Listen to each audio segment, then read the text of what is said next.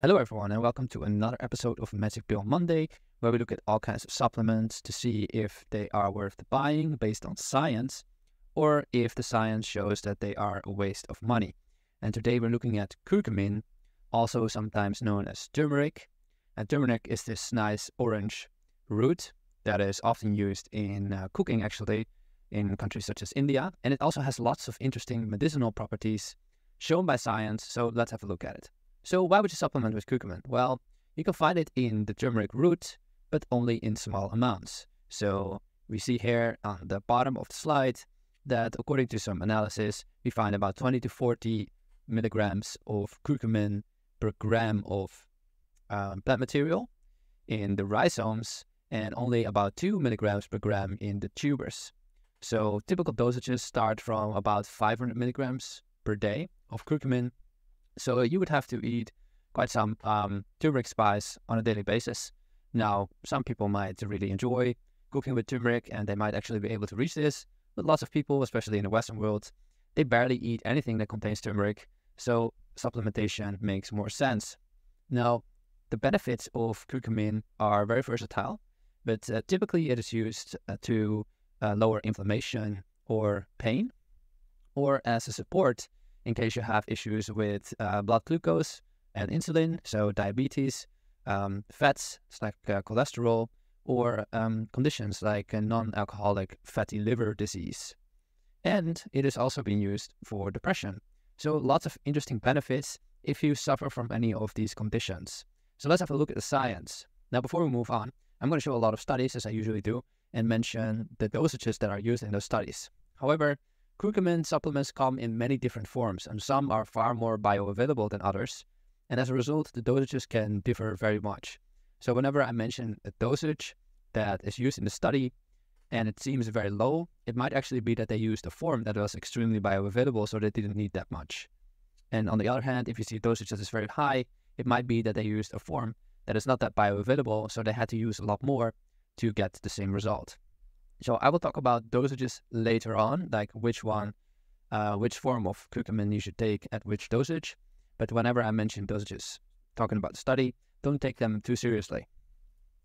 All right, so we're going to start talking about curcumin and how it helps with inflammation and pain. And it has mostly actually been studied specifically on people that are suffering from osteoarthritis in the knee. So I thought it would be useful to actually tell you what that is. So as you can see on the image, osteoarthritis causes the cartilage in your knee joint to thin and the surfaces of the joint to become rougher, which means that the knee doesn't move as smoothly as it should, and it might feel painful and stiff. You can imagine that on the right side, if someone has that condition in the knee and he's moving his knee, that can be quite painful. So in that condition, curcumin has been extensively studied. So here we have a study on people with knee osteoarthritis, 367 patients with 5 or higher on the pain scale, and the scale goes from 0 to 10.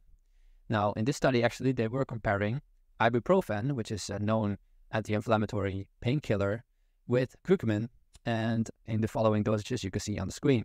And they were doing this for 4 weeks. Now, the results showed that curcumin extracts are as effective as ibuprofen for the treatment of knee osteoarthritis, and what they were looking at in the study was the reduction in pain and stiffness. The side effect profile was similar, but with fewer gastrointestinal adverse effect reports in the curcumin group.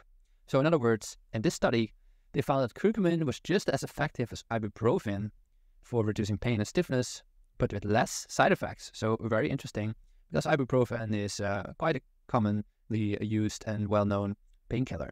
In this study, they were looking at 50 patients with osteoarthritis, again, in the knee, and they were between ages 40 to 75. They were taking curcumin for 60 days and 500 milligrams per day. In this case, they were using a specific curcumin supplement known as Curine. So the study says, Curine results in statistically significant and clinically meaningful reduction in pain, stiffness, and improvement in physical functioning in subjects suffering from knee osteoarthritis. And this is a randomized, double-blind, placebo-controlled trial, which is a very high-quality study. So that's great results. Another study, 160 patients, and they were taking 500 milligrams a day for 120 days. And they said the following.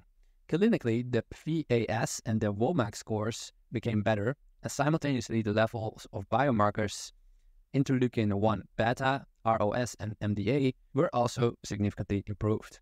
Now, WOMAC stands for Western Ontario and McMaster University's Osteoarthritis Index.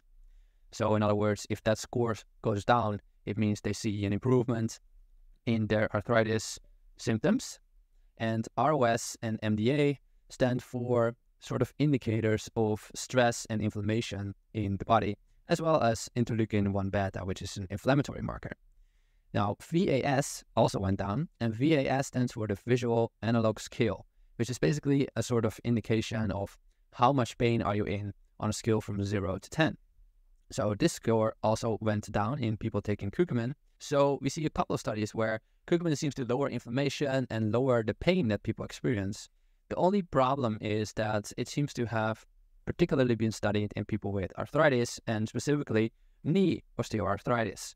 So the question is, will it also reduce pain and inflammation and symptoms in people that have other forms of inflammation or pain in their joints or body? And that has not been very extensively studied, so we can only guess that it might have a similar effect.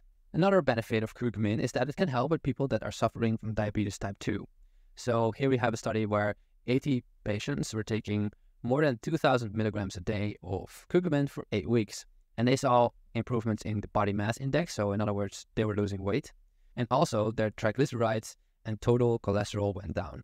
So these are just measures of fats that are in the bloodstream that are often linked to an increased chance of heart problems. So all of these things improved. In this study, it was 70 patients, 80 milligrams a day for 3 months. Now, 80 milligrams a day sounds really low. So this is why I said in the beginning, don't pay too much attention to dosage issues in the studies, because as you can read in the study title, they were using nano curcumin, so some form of curcumin that is supposed to be more bioavailable. So they needed a smaller dosage to see an effect. And here they saw a reduction in HbA1c, fasting blood glucose, triglycerides again, and body mass index again. Now, HbA1c, A1c, and fasting blood glucose are, of course, indicators of diabetes. And these indicators, when they go down, that is an improvement in the condition. So again, great results for diabetes type 2. Here we have another study, 100 subjects for 3 months, taking 500 milligrams a day. It is a randomized double-blind placebo-controlled trial, so very high-quality research. And they saw a reduction in serum glucose, HbA1c, C-peptide, that is a marker related to insulin, and liver enzymes. And typically when liver enzymes are elevated, that is a bad sign of liver health. So they saw improvement in liver health and in blood sugar control, basically, of the body. So all this research shows that curcumin can be very beneficial for people that are suffering from diabetes type 2 and possibly also for people that are pre-diabetic or have a high chance of developing diabetic symptoms. A third benefit is that it can help with fatty liver, and it is specifically research for people suffering from non-alcoholic fatty liver disease. So you can develop a fatty liver as a result of using a lot of alcohol, but also due to other reasons, and that is what we are looking at. So in this study, we had 84 subjects with this condition, and they were taking 80 milligrams a day of curcumin for 3 months. And we see degrees after these 3 months in fatty liver degree, liver enzymes, fasting blood glucose and insulin, and a lot of markers related to inflammation, such as high sensitivity C-reactive protein, that is HSCRP, interleukin-6, and tumor necrosis factor alpha. So all these markers went down, as well as LDL cholesterol. So great results for these people taking a small amount of curcumin for 3 months. And in this study, we have, again, 80 patients with this condition taking 500 milligrams a day for 8 weeks. And when we combine the results, we see that liver content went down by almost 80% in the curcumin group, while it is about 30% in the placebo group. So curcumin definitely caused an immense increase in the reduction of liver fat. And there were also improvements seen in BMI, so body mass index, LDL cholesterol and triglycerides, so fats in the bloodstream, liver enzymes, so liver health improved, and serum glucose, better regulation of blood sugar. The fourth benefit worth mentioning is that curcumin might be able to increase blood flow and as a result improve states of high blood pressure or people with reduced endothelial function, or that is kind of referring to the function of the blood vessels. So here we have 39 people taking 2,000 milligrams a day for 12 weeks in a randomized controlled trial, so high quality research. And what they found was that the people taking curcumin saw an increase in nitric oxide. And what nitric oxide basically does is it enlarges the opening of the veins. And as a result, blood flow increases. And they also saw a reduction in oxidative stress. In this study, we have 32 postmenopausal women taking 150 milligrams a day for 8 weeks. And in this study, what they did is they compared curcumin supplementation with exercise and those effects on blood flow. So what we read here is that supplementation of 150 milligrams of curcumin was associated with an increase in blood flow as assessed by blood flow mediated vasodilation over the course of 8 weeks. The potency being comparable to thrice weekly physical exercise. So that is quite impressive. So the increase in blood flow seen by this supplementation was comparable to an increase in blood flow of people doing exercise 3 times a week. Now the fifth and final benefit that we're talking about in great detail is going to be how curcumin can possibly help with depression. So in this study, we have 56 depressed people, and they were taking 1,000 milligrams a day of curcumin for 8 weeks. And we read the following. From weeks 4 to 8, curcumin was significantly more effective than placebo in improving several mood-related symptoms, demonstrated by a significant group times time interaction for IDS-SR30 total score and IDS-SR30 mood score. Now, this IDS-SR30 is just an abbreviation for a sort of test known as the Inventory of Depressive Symptomatology. And what it basically means is that when these scores improve, you have less depressive symptoms and you feel better overall, you have a better mood. So as we read from this conclusion, both of these were improved when people were taking curcumin. In this study, we have 108 depressed men taking 1,000 milligrams a day for 6 weeks. It's a randomized controlled trial, double-blind, so great quality study. And we read the following. Chronic supplementation with curcumin produced significant antidepressant behavioral response in depressed patients by reduction of 17-item Hamilton Depression Rating Scale and Montgomery-Åsberg Depression Rating Scale scores. So again, we have 2 mouthfuls, but basically they are sort of like scales or indexes or scores that measure how depressed you are. And both of these scores improved in people taking curcumin. Moreover, they saw that in this study, taking curcumin increased BDNF, that is brain-derived neurotrophic factor, which is a compound that is related to growth of new neurons in the brain, so brain health overall. And they also saw a reduction in cortisol, which is a hormone that is often elevated in stressed people. Now, in this study, however, we see that curcumin might not help with depression. And we have 40 depressed people here taking 500 milligrams a day for 5 weeks. And this is also a randomized double-blind placebo-controlled study, so also high quality. And the conclusion reads as follows. There was no difference between curcumin and placebo, which means negative results. However, the patients in the curcumin group demonstrated a trend to a more rapid relief of depressive symptoms in comparison to those in the placebo group. So in this study, actually, they saw in the end, no difference between the placebo group and the people taking curcumin when it comes to an improvement in depression symptoms. Only that the people taking curcumin felt better more quickly than people in the placebo group on average. Now, the reason for this negative result might be that we see that they use a lower dosage than the other study, so 500 milligrams a day in this case, and they only use 40 people instead of 108, for example.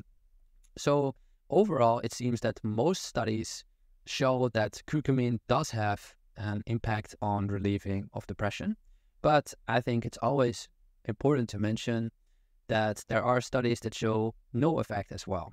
So just to stay objective, here. Now, some other benefits that I think are interesting to mention, but the research on them is just not that great yet, are the following, and I will put the studies for these benefits down in the description as well. It might be that curcumin can protect our body against the damage of alcohol, specifically in the brain and the liver. Some research shows that curcumin might be able to protect us against arsenic, which is a heavy metal that can be found in food, for example. Another interesting finding is that curcumin might increase the synthesis of DHA. DHA is one of the two omega-3 fatty acids that is often supplemented in the form of fish oil. So it could actually be that if you take curcumin, you can supplement less fish oil. And finally, it might be that curcumin can also reduce inflammation in the gut, and people that are suffering from, for example, from irritable bowel syndrome might benefit from curcumin supplementation to reduce symptoms. Now, risks and downsides when it comes to curcumin, there's one that is important to mention, and that is that curcumin, it has been shown to also act as a 5-alpha reductase inhibitor. What that just means is that it lowers the conversion from testosterone into another hormone called DHT. And DHT is a hormone that is related often to, for example, libido. So there are some people that take lots of curcumin and feel that curcumin completely removes their libido. So it, of course, differs per person. Some people have no problem taking curcumin, but some people do, and it's important to be aware of this possible effect. Other than that, it doesn't seem like it has like incredible effects on your health, but it might inhibit this DHT and therefore libido. There's another mechanism that curcumin may inhibit, which could result in less testosterone production. However, this has been barely studied, and it does seem to be a very small effect. So I don't think it's something you should be very worried about, but again, it is worth being aware of. Now, some other research indicate, and this has been in rats, that if you take a very high dosages of curcumin for a very long time, there might be some signs of liver toxicity. Now, I think it's worth mentioning that this has not really been established in humans. And as I showed in the studies in this presentation, there are quite some people that take 1,000 or 1,500 milligrams for months, and they do not experience any negative side effects. But of course, I do think it's worth mentioning, if you are going to take high dosages of curcumin for a long time, it might be worth taking a blood test at some point to check your liver health. And finally, like any supplement actually, some people experience mild side effects taking curcumin, such as nausea or headaches. But of course, the effects differ very much per person. Some people may have great results on curcumin and feel no side effects, and other people feel like it gives them headaches and it kills their libido. So it is really something you have to discover by experimentation. Now, when it comes to dosage and quality, it is important to know that curcumin by itself is very poorly absorbed. So as a result, it should be mixed in some way or prepared in some way to increase absorption. And the most typical way of doing that is adding black pepper extract or piperine with curcumin, which improves the bioavailability 20-fold. Now, there are also other trademarked forms or patented forms of curcumin, where they combine curcumin with different lipids or they prepare it in a certain way, and as a result, bioavailability increases. For example, we have Murifa, which has a 48-fold increase in bioavailability, and BCM95, a 27-fold, or micronized curcumin, 9-fold increase. So as you can see, these multipliers are very different. Of course, a 9-fold increase in bioavailability is significantly different from a 48-fold increase in bioavailability, and therefore dosages may differ depending on which form you are taking. So typical dosages are between 500 to 1,500 milligrams a day. But of course, if your form is very bioavailable, you can get away with a lower dosage. But if the form you are taking has low bioavailability, such as micronized curcumin, then you might want to take a little bit higher of a dosage or on the high end of that range. Now, I think it's also worth mentioning that dosages up to 12 grams seems to be well tolerated by people without any significant side effects. And 1 gram has been taken for 8 months without side effects. So just important to know that you can take these amounts without being too worried about the side effects. So when to take this? Curcumin is actually a fat-soluble substance. So as a result, you're best off taking it with a fatty meal that may enhance the absorption. From personal experience, I have taken curcumin specifically to relieve joint pain that I was suffering from as a result of doing too much exercise. And I really felt a relief from using curcumin. I used a curcumin that was mixed with black pepper extract or piperine, and it worked very well for me. And I had no impact on libido when taking this supplement. So again, this may differ per person. Final verdict, I would give curcumin an 8 out of 10. It has incredible healing powers for many common health issues, and that is wonderful. And the studies done on that are really high quality as well. The downside is that it's poorly absorbed, and actually a lot of supplements on the market might actually be not absorbed at all because they did not add black pepper extract or something like that. It is a relatively expensive supplement in many cases, also because you have many of those patented forms, and those companies usually ask a higher price.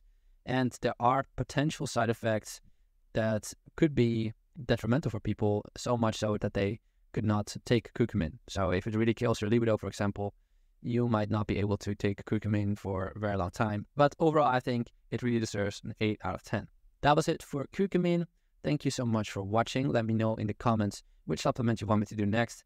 If you enjoyed this video and if you appreciate the work that I do, you can support me best by just leaving a like. And if you want to see more, subscribe to my channel. Thank you so much for watching and have a wonderful day.